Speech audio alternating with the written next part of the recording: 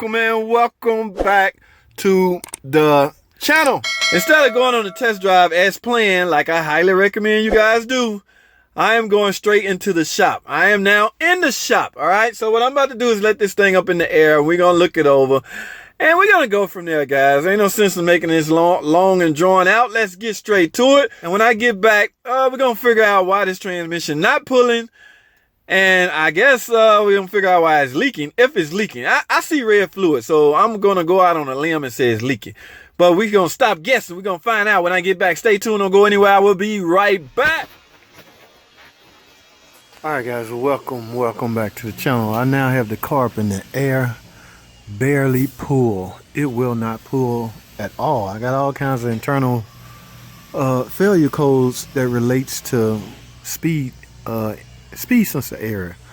Now those speed sensors are likely doing their job. If those tone wheels are not turning, the speed sensor are supposed to report it to the module and set the appropriate code. Okay, now if you look right here, this is where the transmission is leaking. Basically, this is the used unit I put in, I want to say 2 months ago. This is the risk aftermarket insurance company take when they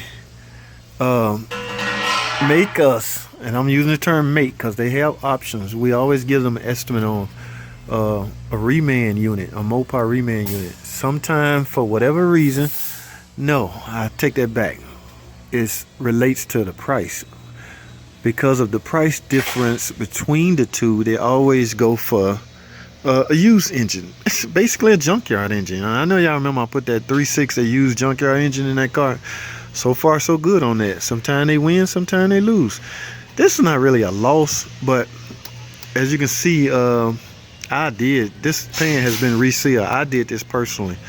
Alright, I do not install used transmissions without at least dropping the pan and putting a new filter on it and then resealing it. But I did not remove this pan. I don't have to. I didn't have to do this. I just did it because I don't know. I just hate putting the transmission in without on the filter condition.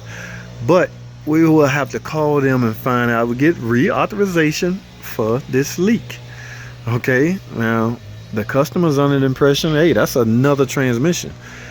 They didn't use the customer actually think this is a new transmission. We're not allowed to tell them what we put in.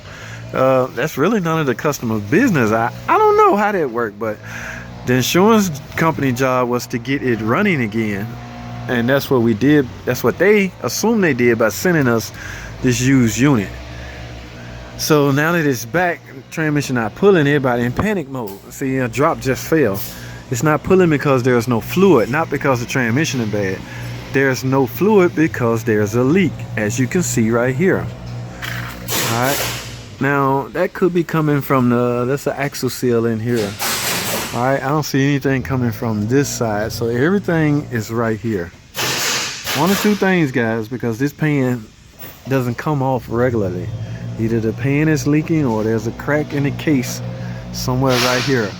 The easiest thing to try is to simply remove the pan and reseal it, and that's exactly what I think they're gonna get me to do. So for now, I have to write up an estimate and let them know the transmission is not pulling because there's no fluid in it, because there's a leak.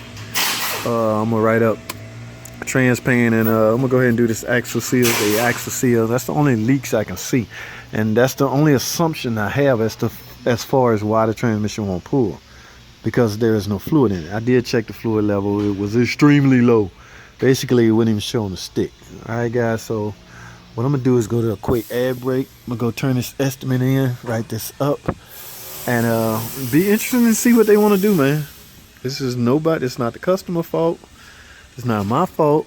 It's just one of those things. It's a gamble you take when you use used parts. Not used part out of another vehicle. You don't know why that vehicle's at the salvage yard. Well, likely because it was damaged in a wreck, but it could have other reasons than being at the salvage yard. All right, so I'm gonna take a quick break, guys. So be patient with the ad. I'm gonna take an ad break. When I come back, we're gonna I guess we'll go from there and see what they do. All right, stay tuned. I'll be right back. All right, guys, I'm back. Thanks for staying tuned. Thanks for watching. Now I have this wheel off, so I did get approval. I'm fixing to go ahead and remove this pan to reseal it, and I'm going to replace this axle seal on this side. Now as far as the parts go, this is what they approved me. You got the axle seal right here. Axle seal is fairly easy. Of course the axle has to come out, and the seal is right in there. You simply find a way to pry the old seal out, and in order to get this in evenly, guys, you're going to need a special tool. This is the tool that I use. This is the actual tool for this job. Put the seal on here, hold it up to the transmission, and merely tap the seal in place. Okay, so that is what I would do to repair that leak. As far as the transmission pan go, again, I merely have to remove it, and I'm just going to reseal it. I really can't see how this pan is leaking.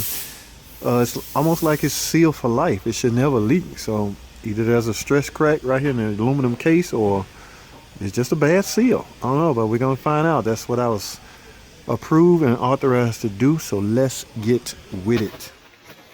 Alright guys, we all know in order to remove an axle, we have to get the hub out of the way. Okay, in order to do that, we're going to get these two strut bolts out the way, and we're going to have to remove the axle nut.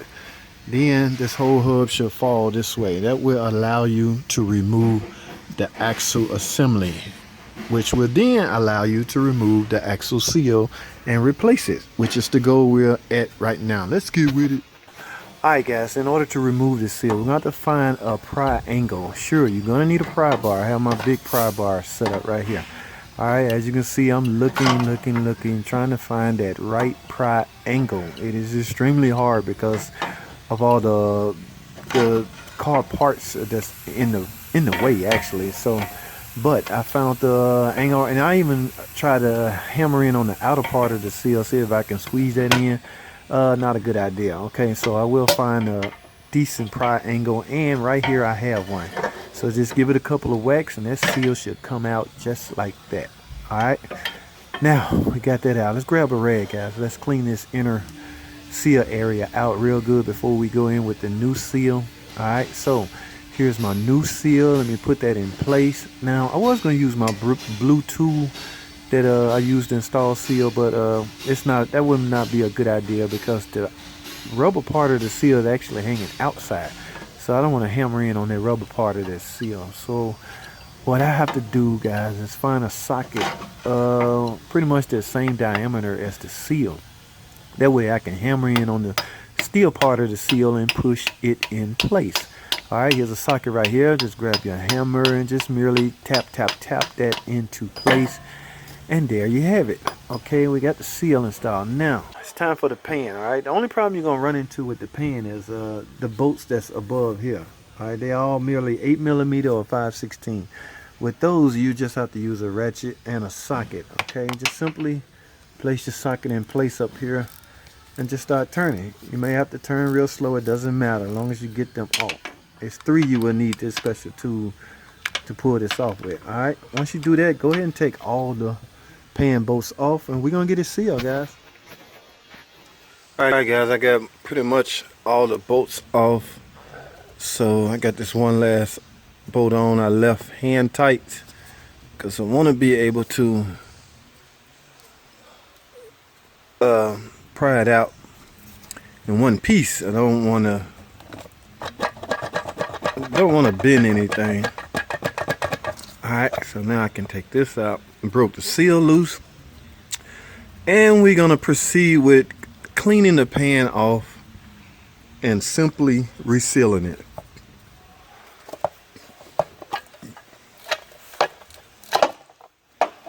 There you go.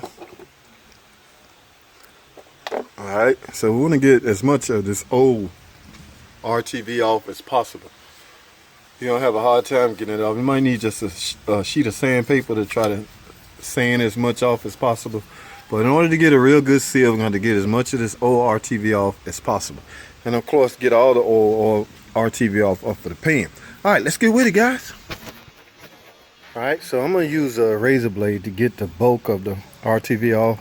And then I'm going to proceed to use my grinder wheel to get the remainder off.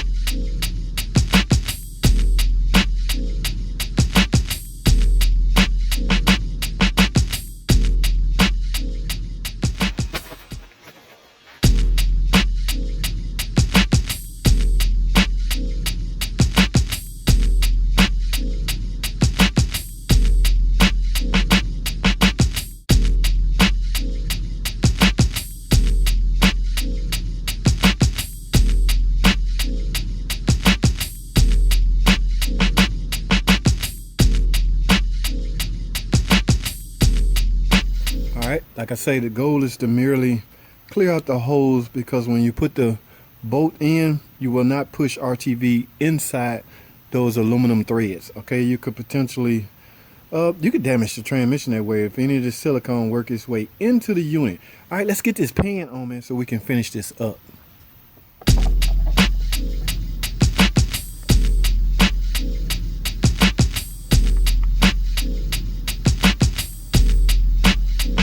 All right, guys, so I got the pan on and the seal replaced.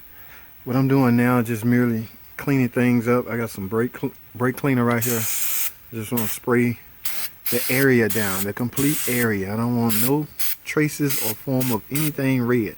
I let that dry, by the way. Good drive, about 30 minutes maybe. I just want everything to be clean over here, and I'm gonna reinstall the axle, go test drive it, and that should about do it, ladies and gentlemen. Thanks for watching. Comment and subscribe, and I will see y'all on the next video.